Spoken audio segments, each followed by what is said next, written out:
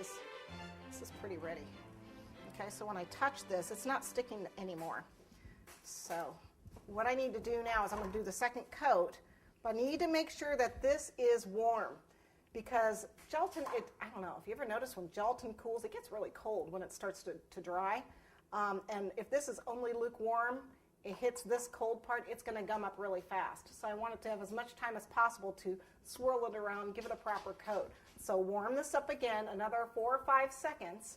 Okay, so it's nice and runny, and then we'll coat it again. All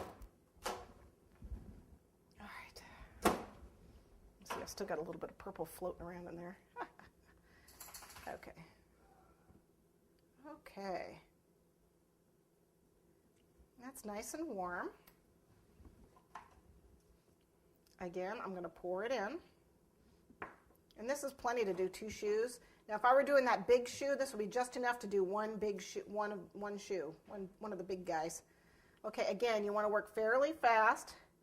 Make sure you bring it up and over the side so you got everything coated. We're going to cut that excess off, so don't worry about it. Okay, it looks good, looks good. Swirling it around. Make sure you get all those edges.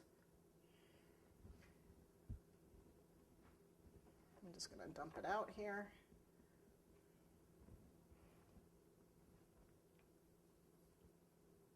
Brush that excess off. And I'm going to leave it. Make sure I've got all the bubbles out. There we go. And again, you can't play with it for very long. If you play with it more than, 15, 20 seconds, it's probably going to start gumming up on you. So be careful. Worst comes to worst, just rinse it out and start over. Okay, and I have enough now to do my other shoe, which I'm not going to bother doing because I have it already done. So one other thing I'd like to let you know is that I don't use my good brushes for this, but this it's really hard to clean the brush once it's completely dry. So you really want to kind of wipe it off and then rinse it under hot water as soon as possible, so that you can, I use the same brush over and over again, but it keeps the bristles at least decent enough for you to constantly use it as your gelatin brush. Just don't use your really good brushes for it. So we're going to rinse it out under hot water. And it does take a while to rinse. Okay, so I just make sure under hot water that's completely rinsed out. There we go. And then this brush will dry just fine.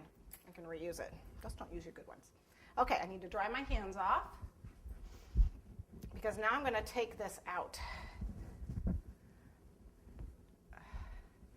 And you don't want wet hands when you touch the gelatin. And this normally will just lift out. Sometimes it needs a little help. Be careful, you don't want to rip it. I did these several weeks ago, so hopefully I didn't wait too long. Hopefully I'm not going to rip it.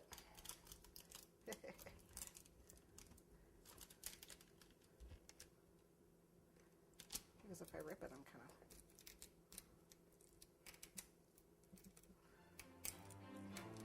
There we go. Just releases. Okay? So sometimes you see you got to kind of help it a little bit, but it doesn't stick to the mold. You don't have to prep the mold in any way. It just doesn't stick. Okay, so I'll leave that to the side. And here are my 2 halves.